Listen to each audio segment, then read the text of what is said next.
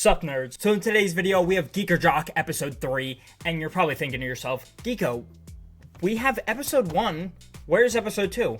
Well, if you listened the first time, sorry that was aggressive, my bad. Episode 2 is on Echoes, episode 1 is on Geeko, episode 2 is on Echoes, and now episode 3 is happening right now. But before we get started, make sure to hit the like button, subscribe, and flip right into the notification bell. This video is basically just going to be me yapping about my thoughts about the news, the nerdy news that has come out in the past 2 months. And let me tell you, there's been a lot of news. Especially because I'm filming this during when CinemaCon is, so there's a lot more news coming out as the days progress, so I had to kind of delay it a little bit. And you're also probably going to see me in a different outfit or in a different lighting, so that's the reason for that. I'm going to give you guys a quick rundown of each topic we're going to be covering. Your friendly neighborhood Spider-Man, Daredevil Born Again, the 3 rumored / canceled Marvel shows that were supposed to come out. What the Captain America 4 post-credit scene was supposed to mean does mean Avengers Doomsday. Thunderbolts, you guys are going to get a kick out of this one, Spider-Man Brand New Day, and the Spiderverse. Moving on to DC, we have the DC's 6-year plan, the Batman Part 2 production getting drug on, and the Lantern series, Dune Messiah, new Avatar series, the possibility of Kathleen Kennedy stepping down as president of Lucasfilm, 3 series I wish I started a long time ago, but I didn't, Coco 2, our first look at Wicked for Good, and a new Hunger Games movie coming out in 2026. I'm going to be talking a lot this video, so let's get straight into it. We're starting with your friendly neighborhood Spider-Man, and you know what? I ate my words. I ate my words, and I'm so glad. I am so happy I ate my words. I think I said in one of my previous videos talking about this series, I was like, I don't know how I feel about it. I think it looks kind of kiddish. Not kiddish. It was a little weird at first to get used to, but it totally works. It's very comic booky. And maybe some people won't like that. Maybe it's too animated for people, but I thought it was really good. And as for the storyline, it's like if they did What If the correct way. It is basically, if Civil War happened, so you know Spider-Man comes into Civil War, but Norman Osborn is in this universe, and he gets to him before Tony Stark. And this introduces so many different characters. Potentially somebody who's going to be the Lizard. We have somebody that's becoming Tombstone. There's like Doc Ock, Norman Osborn, and you get hints of Green Goblin. Like, this is amazing. There's so many different characters, and there's so many different storylines going on, and you're like, okay, yes, I see why after season 1 didn't even like barely start, they already greenlit a season 2 and a season 3. I am so excited for these next 2 series. I loved X-Men 97, so it's like a tier under X-Men 97. So the only reason why I'm saying that is that I feel like there wasn't any like wow factor except for like the very finale where you brought in Doctor Strange and like the spider came in from the past, and the stuff that like happens in the first episode is stuff that's happening from the future. Like, I think that was like really cool. But everything, there was a few wow factors. I don't want to like criticize this show too much. But yeah, like there was nothing that like I like felt really like attached to this series yet. But yeah, like it was great. All the characters were great. All the storylines were great. Like I didn't feel bored when we went to like, I can't think of his name. I don't know what the guy who's becoming Tombstone. Lonnie. I'm sorry, Lonnie. Lonnie's storyline is fantastic. Pearl, a great character, great way to see her interact with characters, seeing like his friends interacting with each other, Harry interacting with, again, I can't remember these characters' names, but them all interacting in it, feeling like its own like thing was perfect. Like, What If doesn't feel like attached to anything, so it's like kind of like, oh, this interesting storyline happens, but then you never run into it again. So I loved that part of it. The interconnectivity of everything was great. But yeah, season 2, season 3, getting a little bit of Venom, getting a little bit of Green Goblin, getting Doc Ock, like that's gonna be awesome. Maybe seeing that one his like professor, like teacher or whatever, the one girl turn into the Lizard because they're experimenting on a bunch of animals now. Like, I think that's gonna be really cool. I'm scared for a lot of these storylines, but it's gonna be sick. Now we have Daredevil Born Again. Charlie Cox wants to be in the next Avengers movie or in the next 2, and yeah, please bring him in the next 2 Avengers films. there should be no reason you don't. He's fantastic. He was, his series is great. So there's some parts where I'm like, oh, this isn't like as crazy as I want it to be, or isn't as whatever as I want it to be. But him as a character, him as an actor is fantastic, and I would love to see him in Doomsday and in Secret Wars. There's talks about bringing back the Defenders, Jessica Jones, Luke Cage, Iron Fist. Are we going to bring back all of them? Maybe not. Maybe we just bring Jessica Jones back. Maybe we just bring back Jessica Jones and Luke Cage. Maybe just Luke Cage. Maybe just Iron Fist. Maybe all three of them. How do I feel about them? The series, the Defenders, not great. I think Matt was like the main person that stuck out to me. I did not watch Luke Cage, Jessica Jones, or Iron Fist, so I can't really comment on that. But I mean, Jessica seems pretty cool. I started to watch her series, but then I just kind of stopped. But yeah, I mean, I don't know if I want them all to come back. Maybe they won't be able to get them back, or it'll be sick. Talking about Star Wars and Marvel in the same sentence is really cool. And you know what else is pretty cool? The week after Daredevil Born Again's finale debuts, guess what we're getting the week afterwards? Andor Season 2. Andor Season 1 is fantastic, and with how the series is ramping up with Daredevil Born Again, heading that into the finale and then jumping from that to the launch of Season 2 of Andor and not skipping a beat, oh, it's gonna be so cool. It's gonna be so cool. And then we have that, and then we're gonna have that, and guess what? Guess what's gonna happen after that? We're gonna get Thunderbolts, and I hope Thunderbolts is gonna be sick. And guess what? A few months after that, then we're gonna have Fantastic Four. Dude, this year's nuts.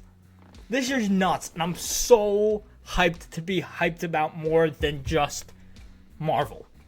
Because that's what I've been hyped about. It's just Marvel.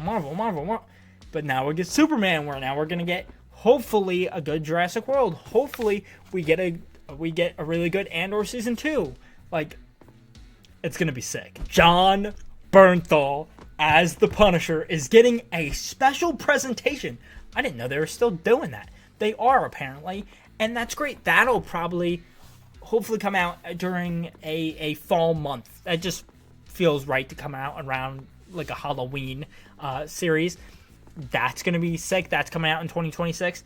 And I think with the rest of the projects that are coming out in 2026, I think that could line up to be the December, or not the December, the November or October release. And him as the Punisher just works so well. He loves, like, the actor Jon Bernthal seems like he loves playing the Punisher, because and he wasn't going to come back for the original series because they kind of just did him wrong. And so the fact that when they rewrote it, they got Foggy to come back, they got Karen to come back, they got Vanessa to come back, and initially we were going to get the Punisher. He said no, and then Jon Bernthal comes back after they rewrite the series, and yeah, and hopefully and to get him not just to come back for a little cameo in Daredevil, but him getting his own series, that's going to be really cool. I don't know who he's going to fight, what's going to happen. It's hopefully going to be sick, because I love both seasons of The Punisher. I think the first season is a little better than the second season. I just actually caught up the second season in like 2 weeks. That series is really cool. But yeah, Jon Bernthal getting a special presentation. Perfection. Jessica Jones, actress, says, yeah, she'll be cautiously optimistic to come back as Jessica Jones. If they call, she'll be ready. I think she was already ready. She's already coming back. I think she's going to be maybe in the finale of Daredevil Born Again, maybe in episodes 7, 8, or 9, which I have not seen yet as of this recording. I know we're going to be talking about episode 7 now, but like leading up to it, I just wanted to cover a bunch of different stuff, and then we're going to get into the actual episodes. But yeah, like, yeah, I might be coming back, but you're coming back. Relax. Don't play that game. We know that game. We got that game with Andrew Garfield. We get that game with every Marvel actor. Well, if they call... Well, no, they didn't call. They emailed or texted or whatever. She's coming back. I got a good feeling about it. This is less of news and more of just I want to talk about it because we're going to be talking about Daredevil episodes 1 through 8. I'm just going to give you guys a quick kind of like speed through the 8 episodes, what I thought of them, what I think of the series as a whole, and how excited I am for the finale because I am stoked. And I love season 1. I love the season. I love the first 3 episodes, or not the first 3 episodes. I love the first 3 seasons of Daredevil. So this series is great. I'm so glad to see Charlie Cox, Vincent D'Onofrio, the actors and actresses who play Vanessa, Karen, Foggy. Like, to not get those guys back originally in the series was incredibly stupid, especially because of how weak I think that the newer characters kind of are, especially Cherry, Kirsten, Heather. They're fine. They're fine, but his supporting cast is not good enough for him to be just on his own with them. I don't want to see him alone again in season 2. Don't get me wrong, I don't think these characters are forever going to be bad, but like, we already saw a storyline with people being like, oh, Matt, like, what are you doing? You're ruining your life. Like, we already saw that with Foggy in season 2. Like, we do not need to see that storyline again. We get it. He needs both sides of him. That's just what he is taught. He's got to do justice through the law, and then he's got to do it through his vigilanteism. And that, I think, is a really cool part of the series, is that Kingpin is taking this on as, like, a mayor to do it legally, or whatever, through his, like, campaign, or whatever. I think it's really cool. But let's go through each episode. First, we have episode 1. Episode 1 is actually really good. The beginning is insanely good. I can't even explain it. I don't want to spoil everything that happens or whatever, but episode 1 is fantastic with Bullseye and Karen and Foggy and all that's amazing. Setting up the new characters, cool, whatever. Like, I don't love anyone at that point, or I don't hate anybody at that point, so that's all good. The start of the Hector Ayala case is awesome. Love the episode. Yeah, it's fun. It's nothing crazy, but it's fun. Episode 3 broke me. The ending of Hector Ayala's case, and just everything through the episode is awesome. Him as a character, Matt, his decisions are really fun. Yeah, I love episode 3. Episode 4, I think, is probably the weakest point out of all these. You don't really know where the storylines are going. You get the vigilanteism, you get that storyline, you have Muse, you have Hector Ayala's case, you have whatever. So you have all these different storylines going on. And you don't really know what's happening. You're dealing with caramel corn over here. Like, so where's the series going? It was a very messy episode. Seems like a lot of storylines placed. I think that's a lot with the season. So that's not great. But, I mean, it's fine. Getting the Punisher, getting John Bernthal to come back, another necessary character you needed to come back. He's great. That whole sequence is great. Makes the entire episode. Episode 5, perfectly fine filler episode. Kind of gets you a feel of who the 5 families are. I wish, instead of Muse this season, I wish we pushed him the next season. He slowly kills people, and it doesn't rack up to 60 in the first season. You kind of see it over time, and he's a little bit more discreet about it. So that would have been fine, and this season we should have explored the 5 families, or just more vigilantes. I think that would have been cool, but overall, like, I love, again, episode 5, great. I love the bank robbery. It's a really sick episode, and it's fun, and it's whatever. It's playful, and it's really cool. There's cool parts in it that, like, the attention to detail is really sick. Episode 6 doesn't really get interesting till the end. Again, splicing in a lot of different storylines, and I don't think they're great. Like, again, Muse I love, but his storyline ends too quick. Episode 7, his storyline does end, and it's like, that episode's good. Again, I really like that episode, but they're just not, like, it's not a cohesive story. It doesn't feel like it. Felt like, yes, there was 2 separate teams on this, because then episode 8 comes in, and episode 8 is fantastic, just like episode 1. Visually, just all the shots of Matt's like super senses kicking in, and the dolly zoom, and like the lens flare on his ear. You can see him like zoning in on something. Like that attention to detail, the blue. I don't know why. Maybe it's just because it's kind of like a reverse effect of Matt's World on Fire, but you see when Bullseye locks in, everything turns blue. I think it does have something to do with him being locked away, and he's been away so long, and now he just focuses on the blue flowers outside of his like cell or whatever. I don't know if there's a reason for the blue, or if it's just because that's the Bullseye's kind of like black and blue is kind of his color scheme. Maybe that's it. And you know what? I don't mind it. I would like there to be more of a reason for it, but I don't mind it. Because I like from the original series where his flashbacks are just like in a white void, and you kind of see him like playing baseball as a kid when he accidentally killed his baseball coach, I believe. So that like trauma kicked in. I wish you kind of got to see everything turn white, and then you see like Fisk and like Daredevil, and you see them on the floor, and you see Vanessa. Like that's really cool. That is the storyline we should have focused on. Should have focused on Fisk being mayor, his vigilantism or whatever. You follow the Punisher, you follow Daredevil, you follow Bullseye. Have Muse in the background, but don't really follow him. And then focus on the 5 families. That would have been sick. And you should have just led with that. I think you kind of tried to juggle too much in the season, but I don't think it was anybody's fault other than just trying to piece everything together. I think season 2 is going to be sick, and it's not that any of the episodes are bad. Like, I don't think any of the episodes are particularly bad.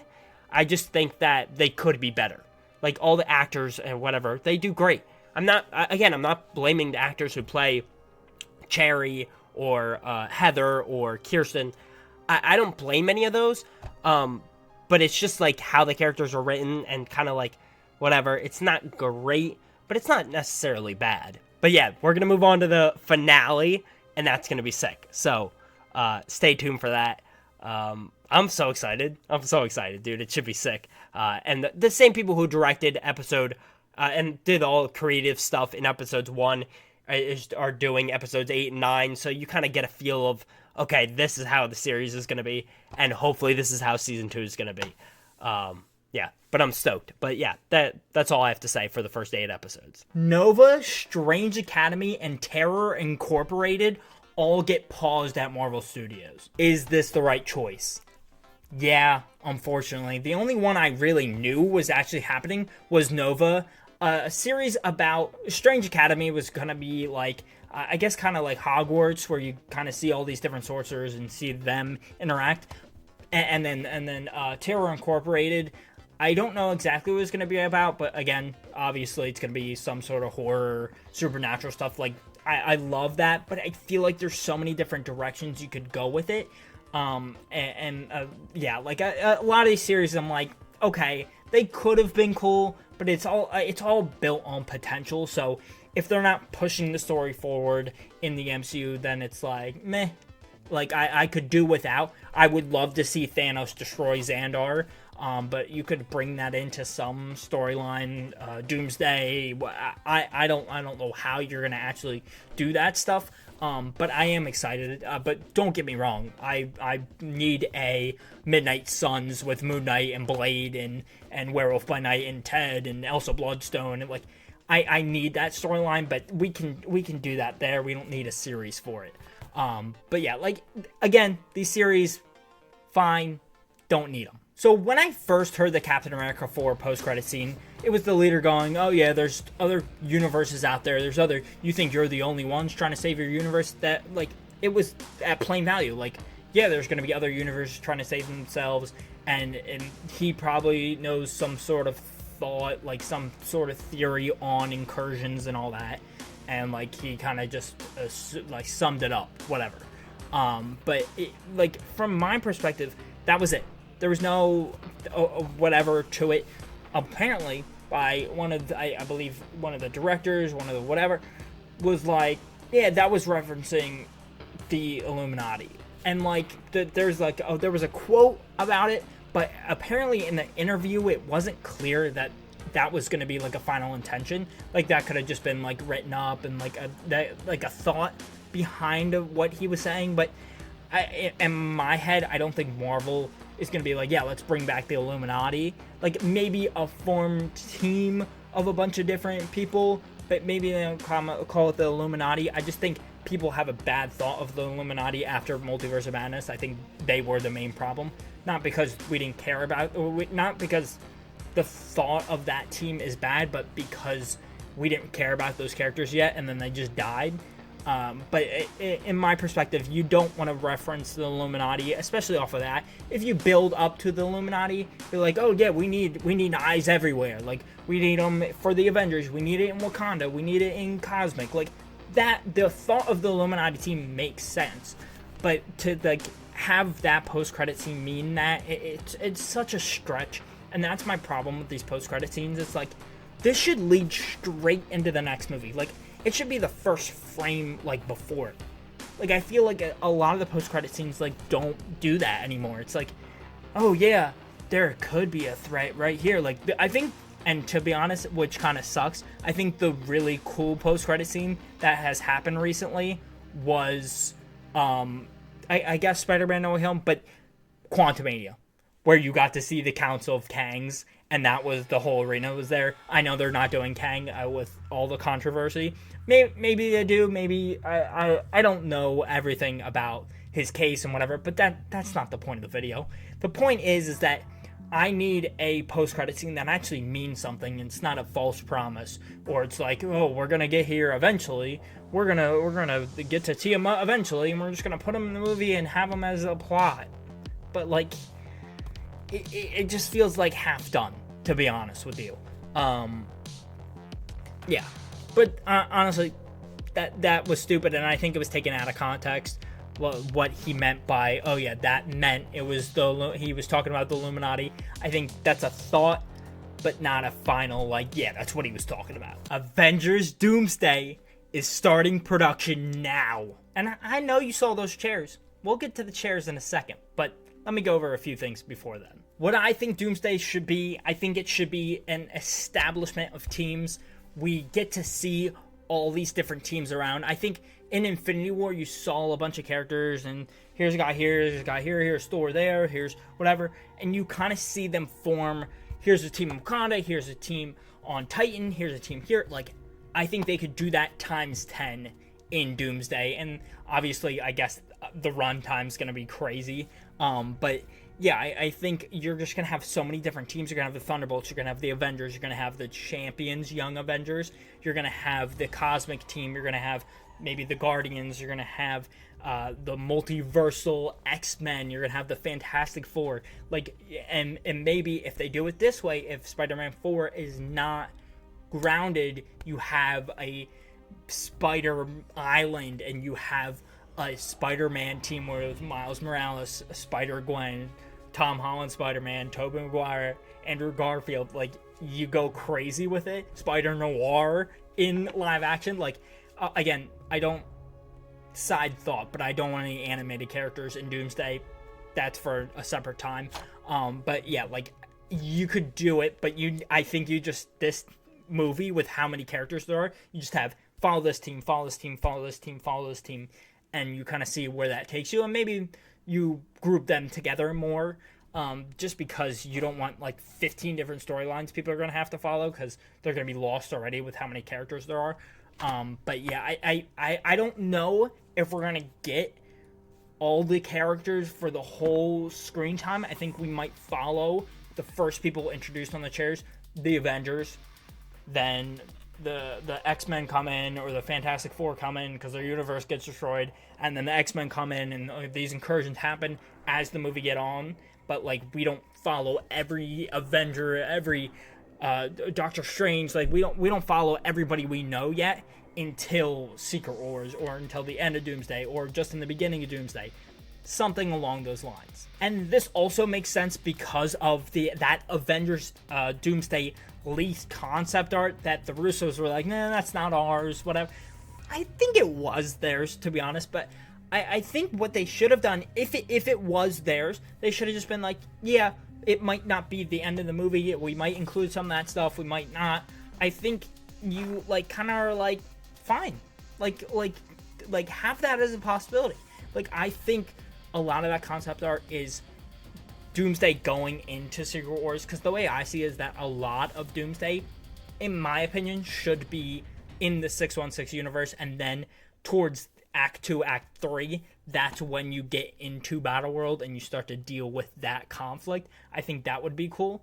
But the way I see it is that you don't neglect this, like, concept art. It was, like, really cool. Like, if it is yours, like, you have Doctor Strange and Doom and I think Wanda and Reed Richards and Sue Storm, and like it was crazy. And then you, like, see the Young Avengers, you see you see Star-Lord and White Vision together. Like, that's such a random combo, and they're just hanging out on a couch. It's like, this movie could go so many different directions, and, you know, I'm excited to see how it does this, especially with all the characters that they're having. The Russo reported that RDJ is doing tons of research, tons of preparation for being Doctor Doom, and I've heard from multiple people that are like, I don't like RDJ's Doom. I don't like RDJ's Doom. I agree in the sense that I don't think he should be our long-term Doom. I think he should be God Emperor Doom, and he should be just insanely powerful and insanely cool. And I think RDJ is obviously a fantastic actor, and I think he can do this really well. For the reason it had to be RDJ, I'm a little scared they're gonna get, like, well, Iron Man, whatever. Like, I think Doctor Doom having the same mentality as RDJ, as RDJ. I mix them up because they're the same people. Tony Stark, the same ideology of putting a suit of armor around the world, putting a suit of armor around the multiverse, so it, like, nothing bad happens, no incursions happen, no whatever happened. Like, he is trying to control everything rather than just letting time flow as it is. And I think that's why we get Tom Hiddleston in here as Loki. You see that conflict really come together, and I think that conflict is also going to be led by Cap. Is going to be led by Cap, and it's going to be led by Reed Richards. And you're going to see them team up with Loki and have Loki, like, run his team, and then you're going to see Dr. Doom run his side of the part, and you're going to see, like, villains like, maybe you're going to get a crazy Wilson Fisk, and he's just huge, and you're going to get Red Hulk, and you're going to get Namor. You know you're getting Namor in here. Yeah, like, this could be amazing. But, again, I am cautiously optimistic about RDJ as Doom. But I think he can do a great job. I think if the Russos felt like, hey, we don't want to come back, and then like, one sentence or one thing just, like, grabbed their attention, and they were dragged back in here, I think it's going to be for a good reason, and I think and hope it's going to work. But I do think we should get a different Doctor Doom for the future, but I also feel like RDJ is the Fantastic Four's Doctor Doom. Like, I feel like that is their Doctor Doom. Like, I think he's gonna appear in that Fantastic Four movie in the post-credit scene or whatever, which kind of gets me scared. We're not gonna get a different Doom. And if two mistakes I think they can make with this is, one, they have RDJ be Doom till Secret Wars, and then it's over. That would suck. And then the second mistake is, I think, and I don't want to say this because I feel like I'm going to eat my words, but I want to say a second mistake is keeping him as Doom. I would love to see somebody else play Doom. And that's not fair. And I don't usually do that. And every time somebody does that, I usually am like, give them a chance to, like, prove themselves. And, like, is RDJ not proven in the MCU? He played Iron Man. He was the whole story. Like come on. And to be honest, a lot of times Iron Man was the villain. And don't get me wrong, Iron Man. I love Iron Man. his storyline is so interesting because of how back and forth and how problematic he is. I don't agree. I'm Team Cap, but Iron Man's sick. Like, my point is, RDJ as Doom, I personally think is going to be the right decision, and people are going to grow and learn to appreciate it, and or maybe not, or maybe they can be brats and complain as they usually do. We'll have to see. The Russos claim they are taking the elements from the 1980s and the 2000s renditions of the Secret Wars comics, which I think is the right choice. I think that's what they did with Infinity War and Endgame, and like the point is that you don't want to just use the comics as like a Bible. Like, you don't want to use it as like, this is the movie. Like, if we're just gonna bring this directly to the screen, and it's like, no, because people already know that. Like, they want a new storyline. People want to be surprised. People want to be like, whatever. Like, I think you can do a lot with the storyline formatted as it is, but like combining those storylines together and kind of mixing it up and then adding your own rendition to it and brewing that all together and making that its own storyline is going to be really cool. And I trust them. I know their movies separately from the MCU have not done well, especially the Electric State. I have not actually seen the movie, but I heard it was not that good. I don't think you should be concerned about that. I really don't. The MCU is its own kind of batch of movies, and the Russos seem like they know what they're doing with it. And you know what? If this goes well, and these movies do really, really well, they might just be like, we're just gonna stick around. This is what's working for us, so we're just gonna stay. Or maybe they could leave again. I don't know. But either way, I'm excited to see what the possibilities are with these movies and with the Russos. Elizabeth Olsen claims she is too busy filming in the US to be in Avengers Doomsday and Secret Wars. And you know what? She might be right. She might not show up. Do I believe it? No. She said, I'm pretty sure a couple months ago, oh, I'd love to come back to the MCU. I love playing Scarlet Witch. I love Wanda. So why are you going? Go film your movies. Go do that. You're going to be in Doomsday. And if you're not in Doomsday, you're in Secret Wars.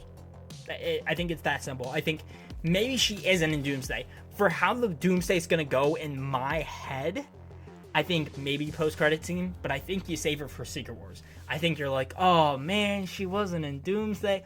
Oh man, here she is in Secret Wars. I think a post-credit scene in Doomsday heading into Secret Wars, and you bring back Elizabeth Olsen, like, being evil across Doom's side, and then having her switch back to the good side in Secret Wars would be awesome.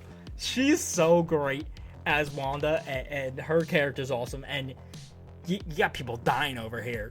Like, please, we need a Scarlet Witch movie. We need her back. We need her. And you get why.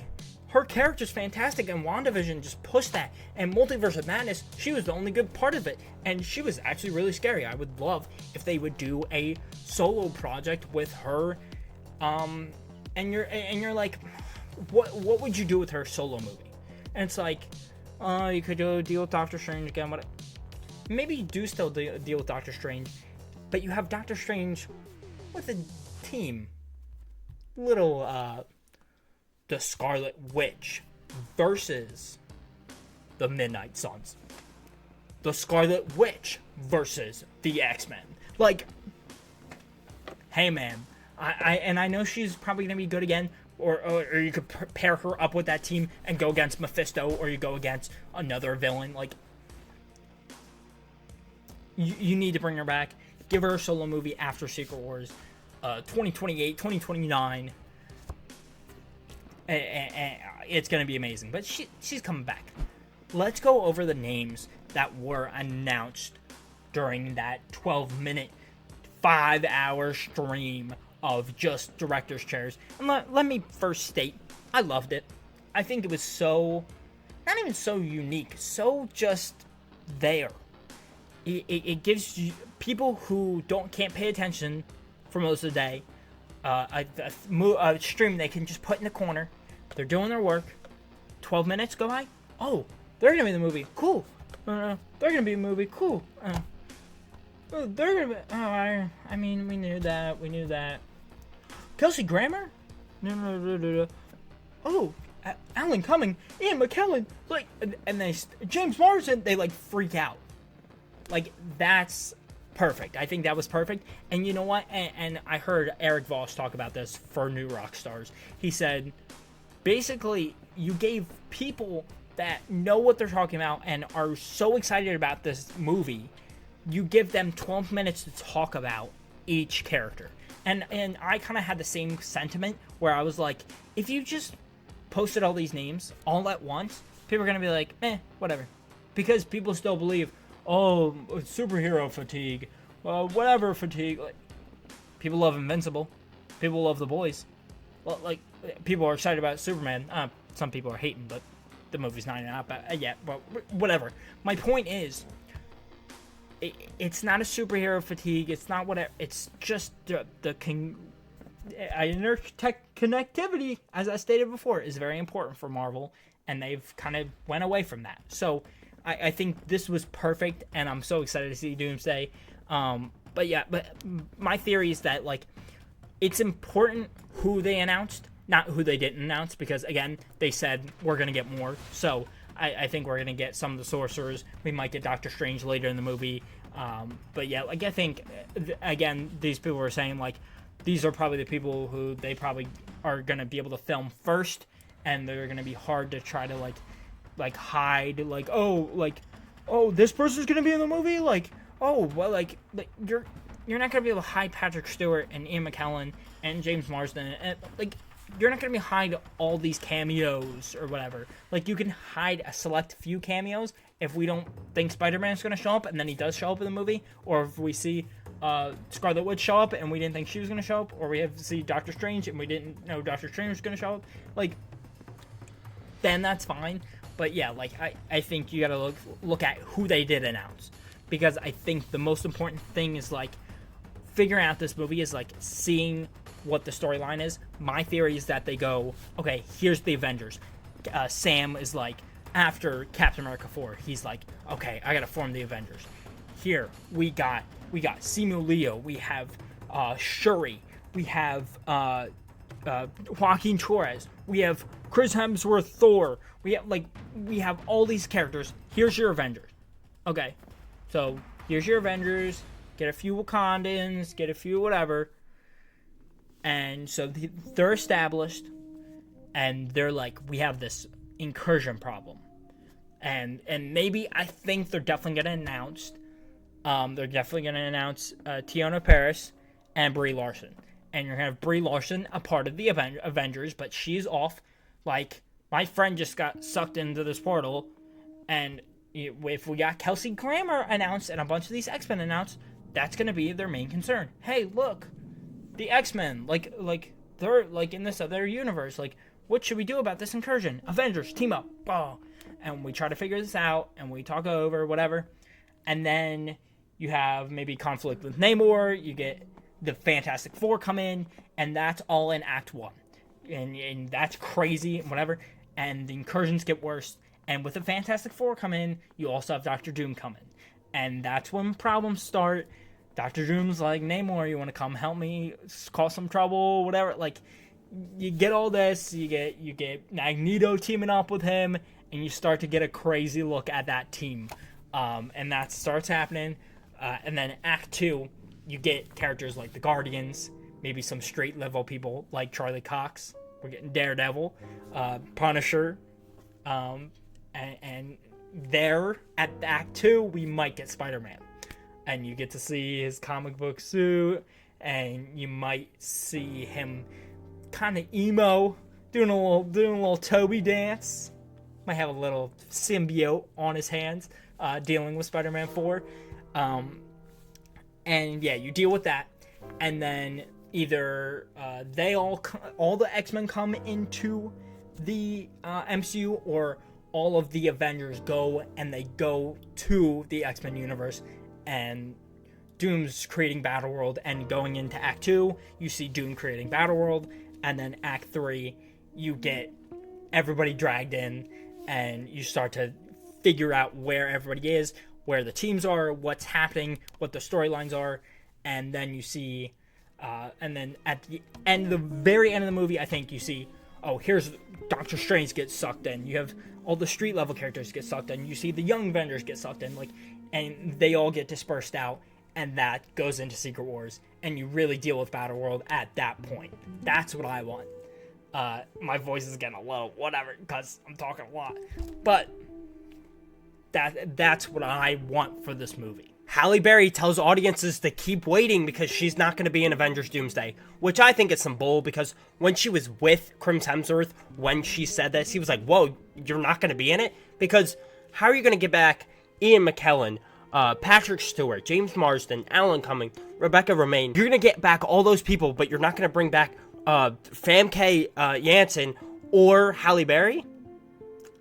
I think that's some bull. I think the getting everybody else under contract, these two are probably going to be a little harder to get under contract, so I don't blame them. But yeah, like, I do think they're going to be in this movie. I would be very, very surprised if they're not. And then we move on to the Thunderbolts. Just talking about Thunderbolts, it's like, yeah, there's Ghost, there's the Black Widow team, you get Bucky, everybody loves Bucky, but everybody else is like, man. John Walker, oh, he was cool in the Captain America shot. What? No. This movie is going to get severely underlooked by casual audiences, and it's going to be really good. It's going to be really good, and I hope I don't eat my words, but just looking at the last trailer, how creepy Sentry is, and just the vibe of the movie, it's awesome.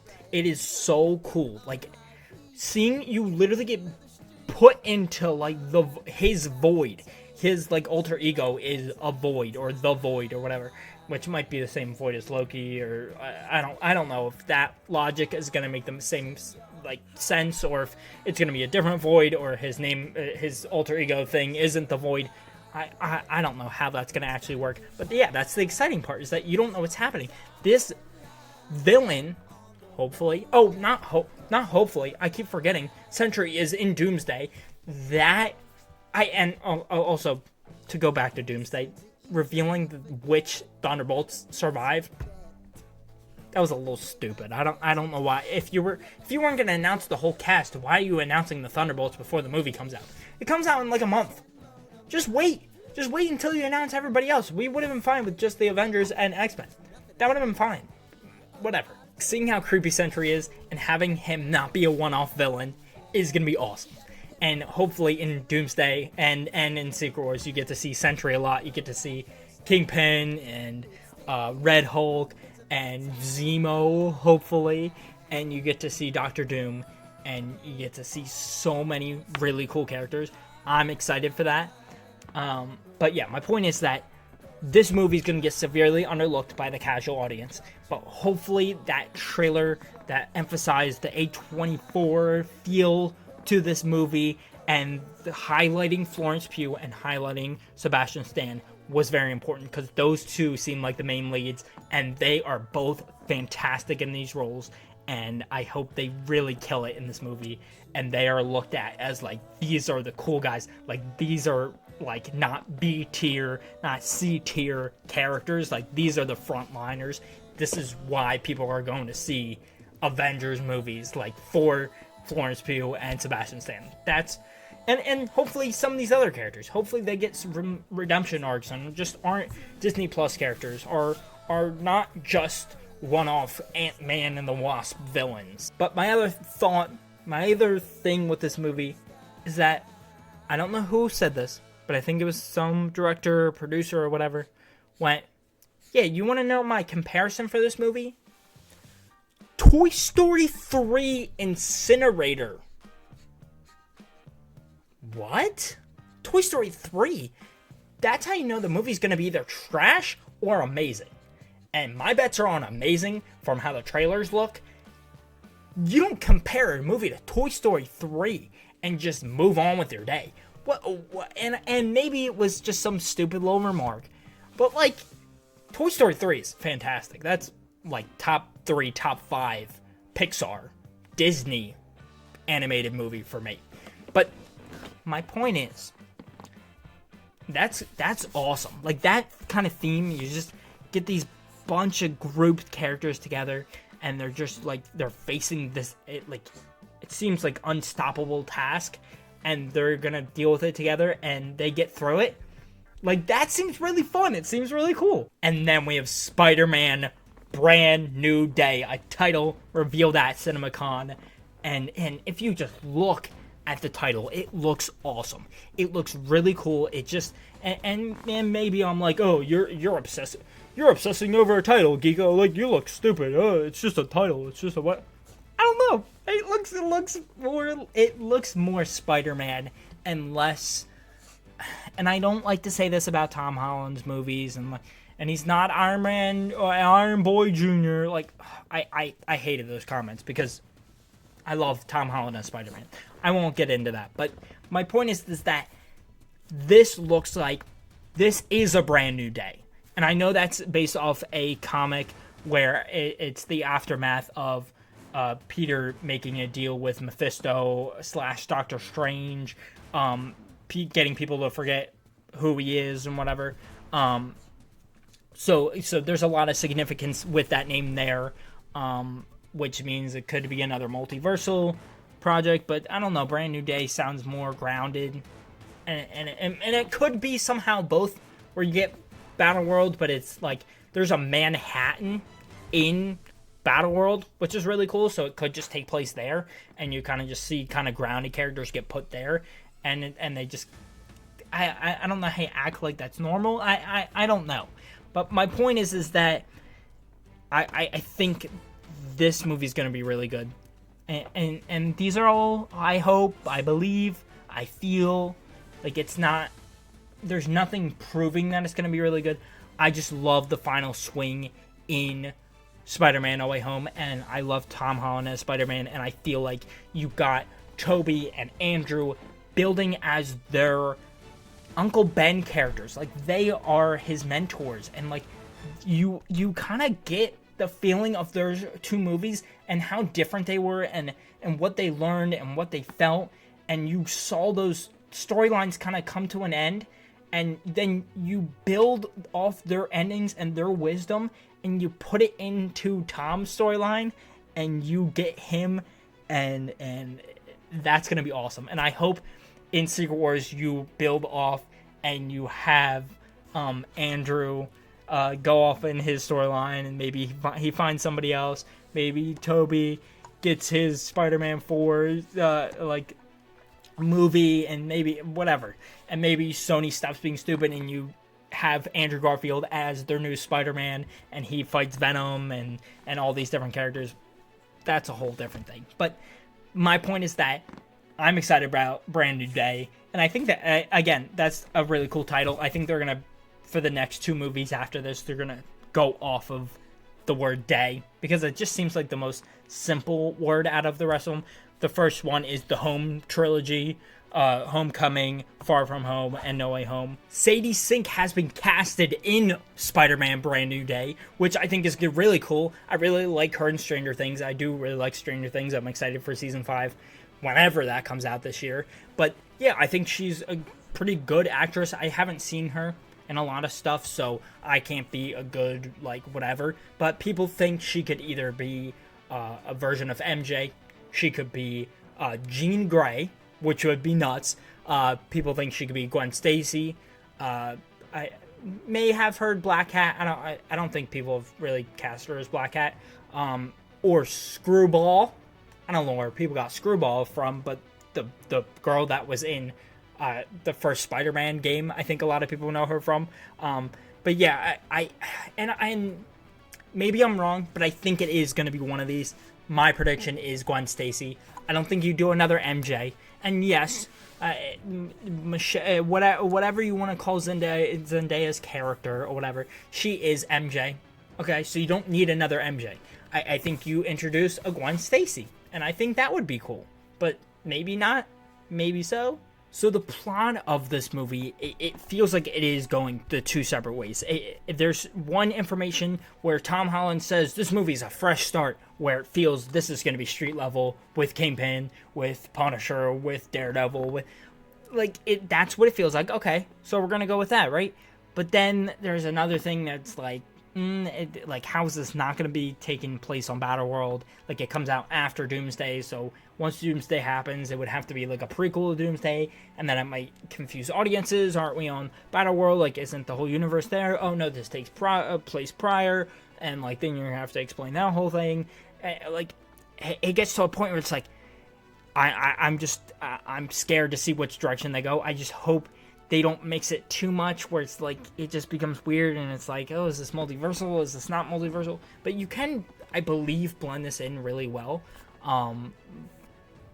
But maybe not. I'm not exactly sure.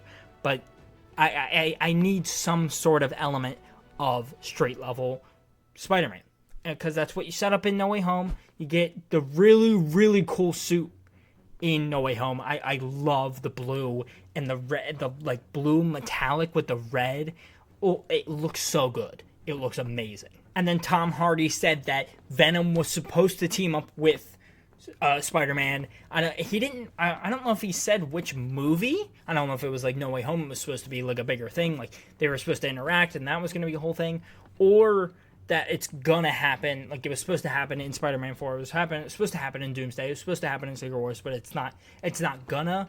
He said it was it wasn't his decision, like he would have loved to. It's like studio politics and everything, and it kind of sucks because I like Tom Hardy as Venom. Like I didn't love those movies, but I like him as Venom. I like Venom in those movies. Hopefully there is him getting the symbiote in Spider-Man 4 or in Secret Wars at least, because that's a big thing in Secret Wars, him getting the symbiote. But I think that would be a cool interaction. Hopefully it ends up still happening and this is just kind of talk, just like I wish it could have happened, and then it does end up happening. But we'll have to see. Then we move on to the Spider-Verse topics. We have Spider-Noir. It's supposed to be able to get a black and white and a color version, just like Werewolf by Night did. Is this gonna be cool? Is this gonna be necessary? I don't really know. I am kind of excited for the series, but if it gets a colored version or just a black and white version, whatever. I mean, I'm not really that excited for it, but for those who are excited for it, maybe it'll be cool. And then, you know what? I know that's like kind of slight news, but that was like the only Spider-Verse news that we had until CinemaCon, where we're getting June 4th, 2027, a month after Secret Wars happens, we're getting a Spider-Verse movie, like Beyond the Spider-Verse in June 4th, 2027. That is dope. And they said the reason why it's taking so long and whatever is that they're really trying to push steps in the animation style, and they really want to make it like this crazy, like it's nothing like they've ever done before. And you know, of course they want to say that, but like I don't know, it like from what the people who were at CinemaCon saw, they seem like this is awesome. Like they did a lot of cool stuff. And if that's gonna be across the whole movie, that's going to be awesome. And they said that, okay, so basically what the people at CinemaCon saw is that there was a scene of Miles and Gwen reuniting, which is really cool, after seeing their conflict in Across the Spider-Verse, one of my favorite comic book movies of all time. Seeing them interact together and like conflict, and then hopefully them getting again closer back to each other, and her trusting Miles rather than just like kind of neglecting him and like, oh, he's just a kid, whatever. Like, that was stupid. But the way I see is that that's gonna happen, and I think that's gonna be really cool. And then another thing they saw is that after Miles fights the Prowler, you saw a little bit of that interaction where he was gonna escape his chains off of the punching bag, and he was gonna fight the Prowler. That happens, and then after that they go on an adventure together. So again, I think a lot of people pointed out there was like this Sinister Six gang or whatever, and so yeah, so the Prowler, I guess, in this universe is the closest thing they have to Spider-Man. So Miles is the Prowler, which is really cool. But yeah, I think the Prowler is a good guy. So yeah, I think that's why they go on an adventure together. To try to think about how the whole plot of the movie just from that is really hard. I could do it separately. But yeah, overall, that plot line and just everything, the animation style getting even crazier is going to be really cool. But yeah, I'm excited. And you know, that's coming out in a while. And it doesn't feel like that because it's like, you kind of see all these like projects getting grouped up together, like, oh, this is Secret Wars, and this is just gonna come out right after Secret Wars. But that's in another 2 years. So yeah, but like, again, I'm really excited. Now we're gonna move on to DC. DC apparently has a 6-year plan with seven projects a year. Marvel's around that, but it's like, yeah, I know you want to compete with Marvel, but you haven't been able to establish a universe where you have two good movies in the universe. Like, the best you got is the Batman, and you don't think he's going to be a part of this universe, so you don't have an establishing character yet. You don't have Superman yet, and you already have 7 projects a year for the next 6 years. And I get you have to have some sort of plan, but that's ambitious. And trust me, I love James Gunn, but like, that's crazy. And like, he directed kind of goofy movies. Like, there's a lot of good parts to the movies, but they were with like kind of like B tier characters, which he made into A tier characters. So the thing is that yes, this could work. This could be perfect. This could be great. Superman could be great. The next Batman could be great.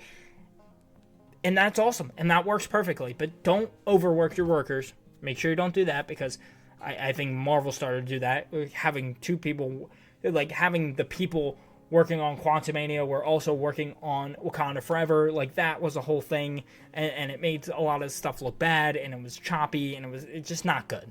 But yeah, so I guess, again, my point is that it's just a little ambitious. It's a little crazy, but I forget there's an actual spread of like, here's certain animated project, here's movies, here's whatever.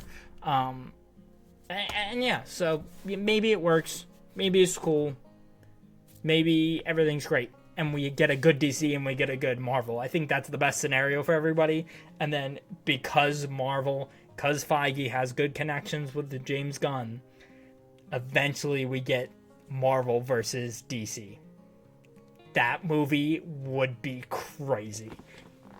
And again, that's not going to happen for probably another decade. So yeah, but like, my point is that if that movie eventually happens, that'll be nuts. That'll be insane. I doubt it. I really don't think it could. I don't think it could happen. Oh, that would be amazing though. That would be great. A new Superman teaser has just released, and it's sick. And again, as per usual, people are complaining. Why? I have no clue. So the teaser goes through, you see the first part of the trailer that we already saw, where Superman's on the ground, and he's like asking for help from Crypto, and Crypto's a dog. He's a dog. He doesn't know social cues. He doesn't know this. He doesn't realize that Superman's in pain, so he jumps on him, messes with him. People are like, oh, this is goofy. Whatever. Yeah, because it's a dog. If this is not the movie you want, then don't go see it. I don't think people like Superman is a symbol for hope and whatever. That's too corny for them. It's too much, which I think is stupid, but whatever. He then gets Crypto to bring him back to the Fortress of Solitude. It comes up with that out of the ground. It looks actually really sick. The cool Superman logo on the front. Crypto barks to kind of open it and like activate it. It's really cool, like doorway opens. It's sick. So a bunch of robots bring him in, protect him, and then they all like, oh, we're gonna pick him up and we're gonna go heal him. So he gets healed by the sun. So usually it's like more of like a power up. Like if he's like kind of hurt, I'm sure it's like just like, oh, I'm better now. I'm like a little bit more powerful after like he runs into a little bit of kryptonite. Oh, kryptonite gets near him. Oh, and then it goes away, and then he gets powered by the sun. So he just gets more powerful. But if he's like hurt, this is where people were complaining, which is completely ignorant. When you get punched or you have a broken bone or something, when you're healing, like if you like are gonna get like healed really fast, I've never been like shot up with drugs or whatever to make you like super heal or whatever. But like if Superman's getting healed like almost gonna be instantly, it's gonna be a little painful. And he's getting shot with the sun. Like, I get he's Superman, but he's not invincible. Like, that's the people that like, oh, the Spiderverse, oh, he was invincible. So, like, whatever. That's not who he is. He's not invincible. He's just really strong and powerful. But he's not invincible. Sorry, I'll stop saying invincible. As I'm sure I'm doing an edit where it's like, oh, ain't it? But yeah, I mean, that's pretty much the whole trailer, all the new footage, actually. I think there's a little bit of, like, other footage, or extended footage of what we've already seen. Yeah, but, I mean, that's pretty much it. Then let's move, again, to this Elseworlds kind of project. We have the Batman Part 2, and I seem excited, because I am excited. I think it's going to be really good, but they're really dragging on this production. Like, even Robert Pattinson seems a little frustrated, which you don't want to see that out of your main actor. You don't want to see that out of Batman. You don't want to see him frustrated. But it's like, it's really like he's starting to read scripts and it's starting to whatever. But like, you gotta kick it in overdrive. Like, if you want this movie to come out and be great, like, you gotta kick it into overdrive now, so that by that time, make sure you get in a good time frame and make sure you get everything working and whatever, because you want this to be great, because the first one was great. The first one was phenomenal, and I think it really could be great. There's a lot of grounded storylines that I think you can do in this Elseworld Batman's perspective that could be really cool. And again, I talked about this last Geek or Jock. Have Robert Pattinson be your Batman and deal with like really grounded villains. Have that be a cool thing, and then go a little crazier with his villains. Go a Mr. Freeze, and maybe you could do a Mr. Freeze in the Batman, but I think you go more crazy villains for your DCU Batman, and then this Elseworlds Batman, you go more grounded, more gritty characters. And again, you're going to get the Joker with that. But yeah, they can go a lot of cool directions with this. Again, this is my problem with DC. I don't know anything. So I think I'm missing a lot of news. But the problem is that like I have a hard time keeping up with it, because I haven't even seen Superman has not come out yet. I don't remember the last DC project I watched. So the way that wasn't the Batman. Like, I haven't even seen the Penguin. I haven't seen Peacemaker. Like, I do want to see that. I saw the Suicide Squad. I think that was the last one I watched. And yeah, so like Nathan Fillion. My news is that Nathan Fillion is going to return as Guy Gardner in the Lantern series. Do I know anything about this Lantern series? Not really. Do I know a good Green Lantern? No, I watched the Ryan Reynolds one. And I'm not a big comics guy, so like I don't know what this series is going to be, if it's going to be cool, if it's my thing. I don't know if it's my thing, and maybe it is, and maybe it's going to be really, really cool, and I'm going to love it. Or maybe I won't watch it. I hope I get interested, and this will be really cool. But that's really all I have for DC. Now we're going to go on to my kind of like Others tab, where we're just going to go quickly through what news we have other than Marvel or DC. We have Dune Messiah getting pre-production started, and we're going to get production, I believe, in the summer. What do we know? I don't really know much. I know Jason Momoa. If you haven't read the books, whatever. I have not read the books, but I did hear about this. Jason Momoa is returning, which I'm pretty sure he was gone in the first movie. Pretty sure I saw that. So I don't know what that's about. Maybe that's cool. Maybe that's not cool. Maybe that's like a kind of boring storyline, or maybe it's a really crazy storyline. I don't know. And I know the film nerds are gonna hate me. I don't like Dune 1. Dune 1 was incredibly boring. Exposition. Oh, but it's shot in this cool. Yeah, it looks cool, But looks, if I wanted looks, I'd go look at Van Gogh. Like, I'd go look at the Mona Lisa. Like, I'd go look at a painting. Like, I don't need, like, for a movie, I need a plot. I need a whatever. Like, the whole plot is just a lot. And it's like, once I got all that in, like, here, and we got the exposition, I know everything, I've learned everything. Going into Dune Part 2, Dune Part 2, I think, was my favorite movie from last year. And it's like, going from Dune Part 1 to Dune Part 2, such a big improvement. Such a better plot. So much more interesting. Again, beautifully shot. Like, I'm not denying it's, like, beautifully shot and it's amazing. Like, that's really cool. And the storylines are great in the second one. So why couldn't they just do it in the first one? I don't know. Just too much exposition. And that's kind of what you're going to get with a movie like this. Star Wars was based off of Dune. And Star Wars A New Hope, again, great, but kind of boring if you really think about it. Like, again, like the moments are really iconic and really cool, but A New Hope's kind of boring. My point is that Dune Messiah has a chance to be another great movie, and I'm excited for it. There's a lot of weird elements. Anya Taylor-Joy is I can't think of his name. I just think of Lisan Al-Gaib. You have him coming in, and he's and Timothée Chalamet is there, and then he has like the future version of his sister. I don't know if we're gonna get a time jump here, and I don't know what's gonna happen with this. But again, I'm excited. We have a new Avatar series featuring an Earthbender, and yeah, people hate Korra. I don't want to say I get it, because I really don't, but I kind of get why people don't like Korra, but I don't know. I think the series is really cool.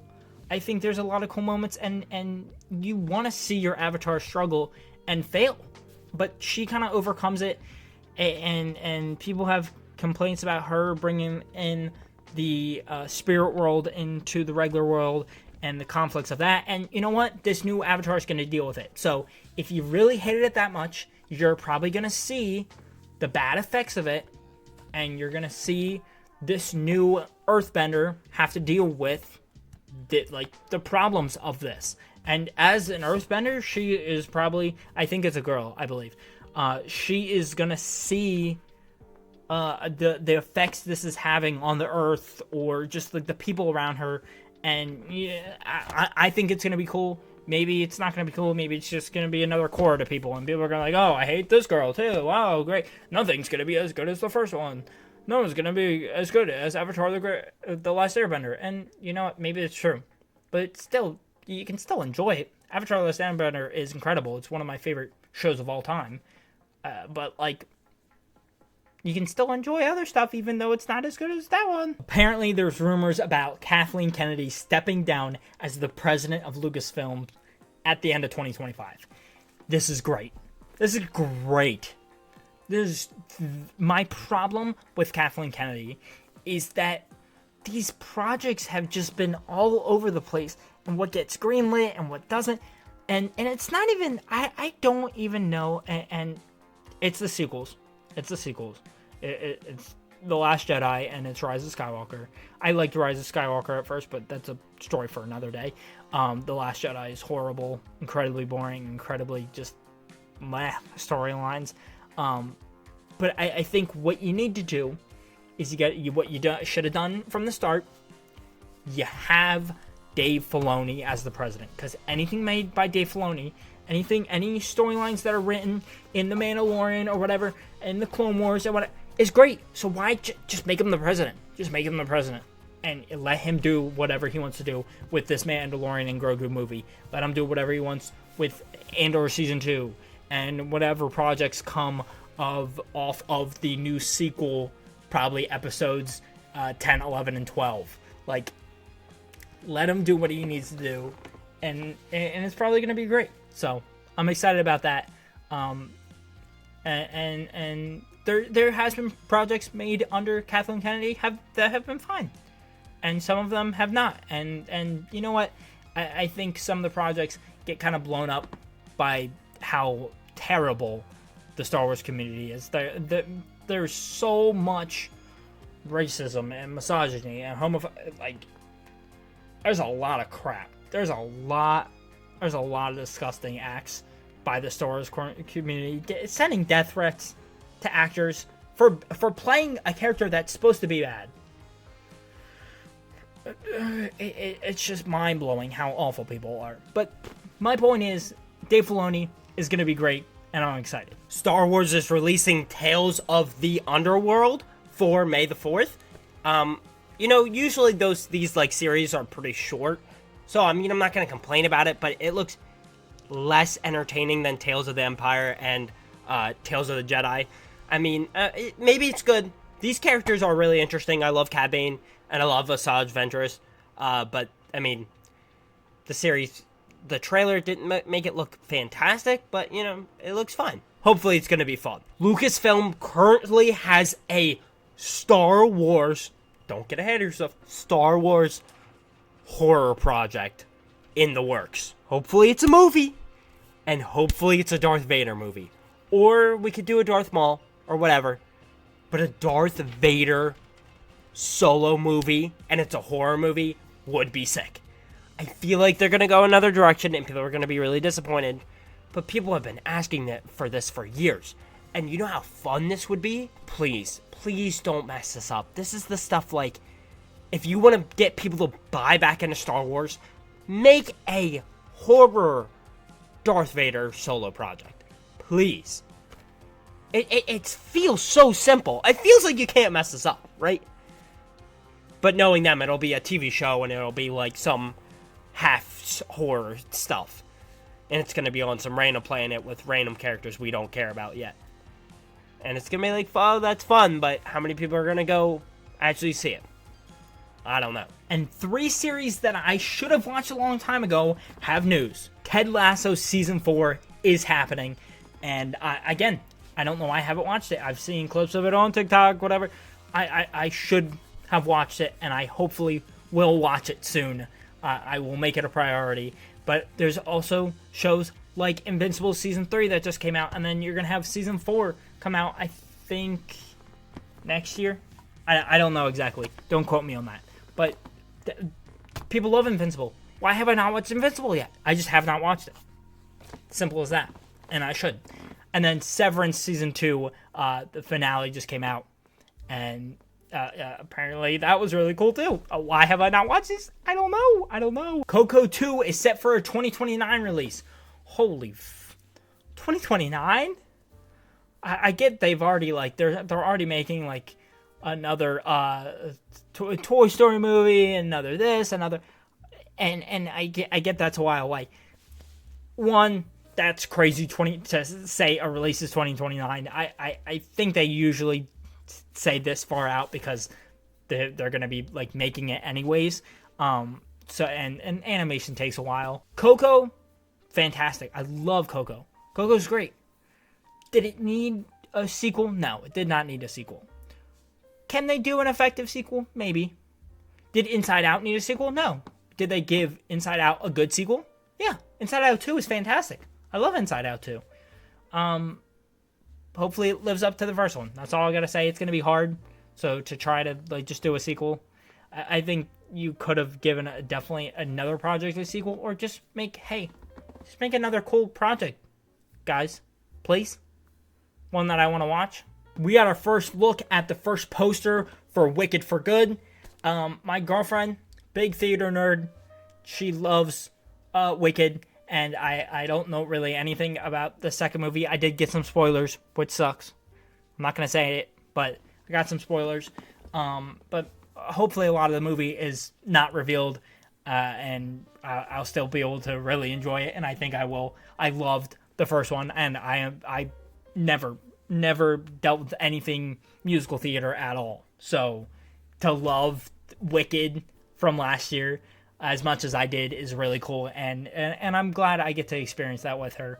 And yeah, like going to the movies and seeing how happy she was throughout the whole movie is just awesome. And for me to also really enjoy it was really cool. Like that was really special to me.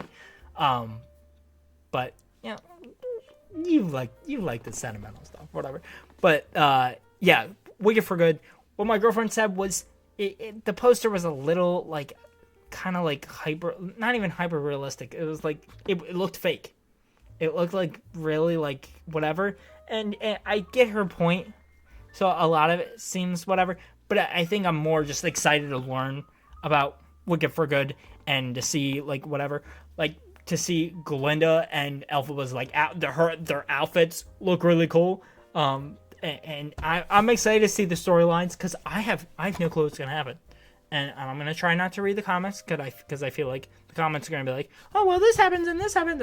I'm not gonna read them. But yeah, like I'm excited to see it.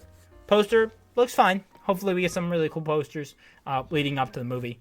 But yeah, I mean that's not till November, so I'll see you guys then. And then we're getting another Hunger Games movie, The Hunger Games: Sunrise on the Reaping.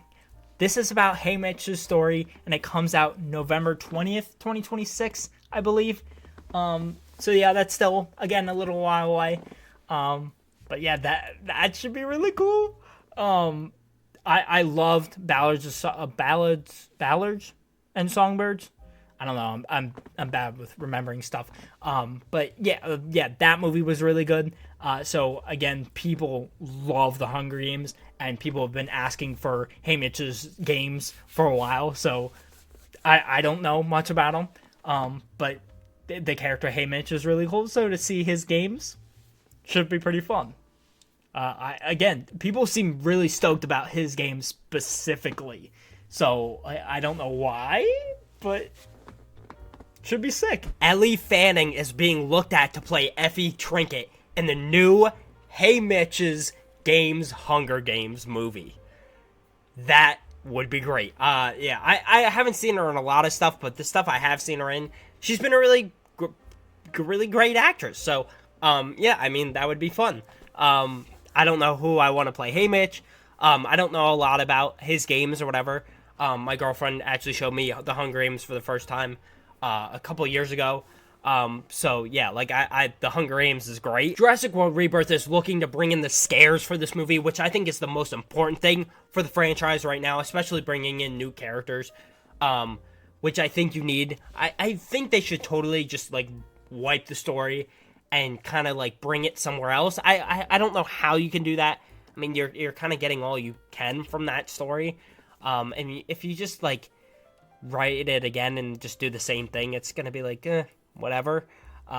So I don't know where you go with the franchise, but I mean, if you can make it a horror thing, that would be sick. I don't know if it's gonna be rated R. It's probably PG-13. I want them to get really scary with it because I think that's like the whole point of the franchise, is that it's supposed to be scary. But I don't know how scary they can make it without making it rated R so that people will still go see it. You know, I think people have been kind of bailed out on the Jurassic World, Jurassic Park movies for a long time. I mean, in my opinion, the first Jurassic Park and the first Jurassic World are great. The sequels have not worked well. But maybe if you bring these characters in, we bring in these new actors and actresses, it might work. And I think it's not even those things that are the most important. It's getting those dinosaurs the scariest that you can and the scenes as scary as you can. Because there's a lot of scenes in the second one and the third Jurassic Park that were really genuinely really scary.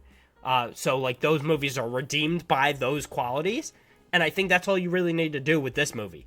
But again, comparing and like competing with Superman and Fantastic Four is going to be really incredibly hard for this movie, but you know, it might be fun. Before the movie even releases, How to Train Your Dragon 2 live-action remake is being made, and the planned release date is June 11th, 2027.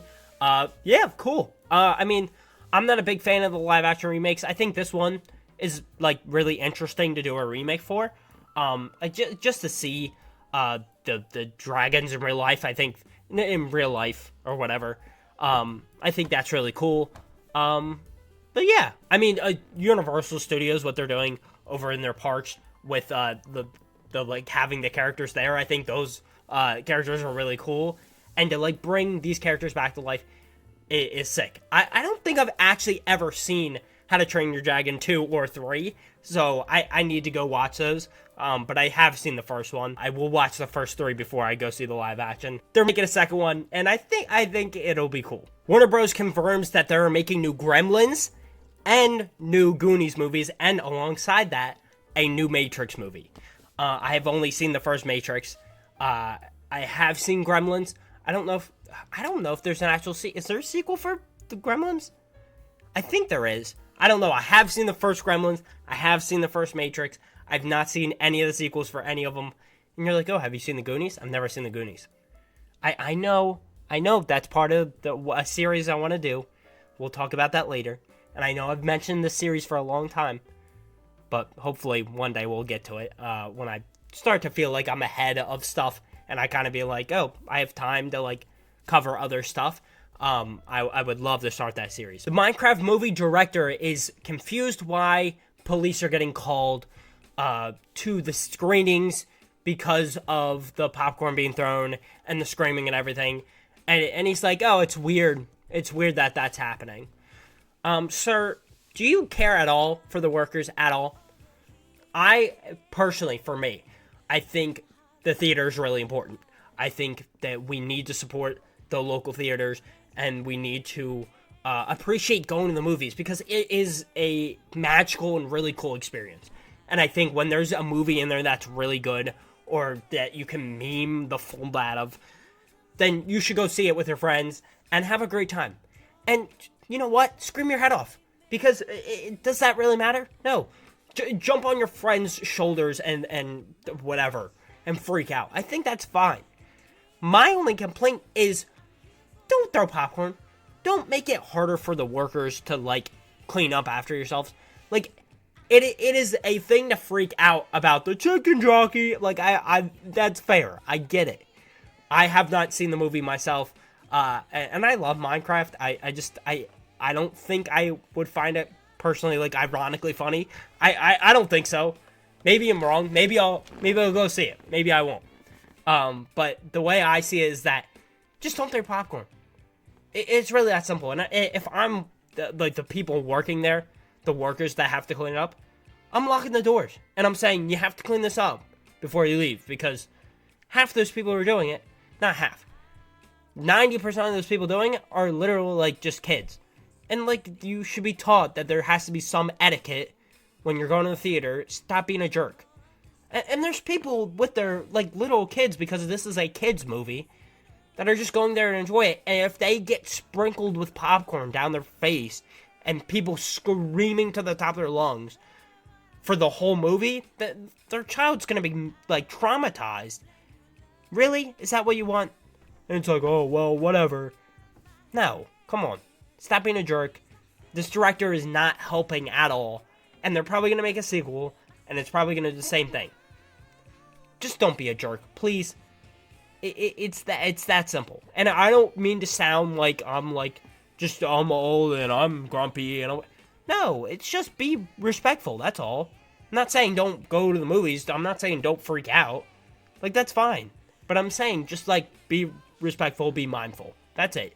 That's it. Is that crazy? Is that crazy? My fault. First trailer for Tron Ares has released. I mean, it looks cool. I think the whole series looks cool. I've seen bits and pieces of a few different of the versions of the Tron movies. But like, it never kind of grabbed me. It never really did. So I might try to rewatch them. Maybe I'll really like them, but I don't know. They seemed kind of like very like dark and like toned and like very weird with the dialogue, and that never like gripped me. Like that didn't make me want to go see them. So we'll see. Maybe I'll go see it. Maybe if I hear it's really good, maybe I'll be like, oh okay, I'll go see it. But I don't know. The FNAF 2 teaser has just released, and it is sick. Animatronics have escaped the pizzeria. They're going everywhere. You got the toy animatronics. I don't know if they're possessed by the same kids, and they're like, I don't know how they're gonna actually say it because it's not directly lined up with the games. But yeah, I mean, the first one was cool. I think it was fun as a theater experience for like what it was. I think it's cool for the fan base. I think it took so long to make the first one, and the fact that they're on it again about the second one, and it's made by Blumhouse and whatever, like, that's sick. And, yeah, I mean, it's cool. The teaser's really sick. Go watch it if you have not seen it. I think it's a perfect amount of scary. I think people want this one to be a little bit more scary than the first one, and maybe it will be, but it's also, like, it should be made for everybody kind of go to see. Shouldn't be, like, so scary that it's, like terrifying, whatever. But I think there was a few scary parts in the first one that were good. But, yeah, I would also like it to be more based in the animatronics rather than the, like, side characters. There's a lot of side characters that were kind of, like, meh or whatever. But, cool. I'm excited. And that's the end of the video, so hopefully you guys enjoyed. If you did enjoy, make sure to hit the like button, subscribe, and hit the notification bell so I know you guys enjoy these long episodes and me delivering this news to you. And make sure you have a fantastic day, and if you can't have a fantastic day today, have a fantastic day tomorrow. I'll see you guys in the next one. Later, nerds!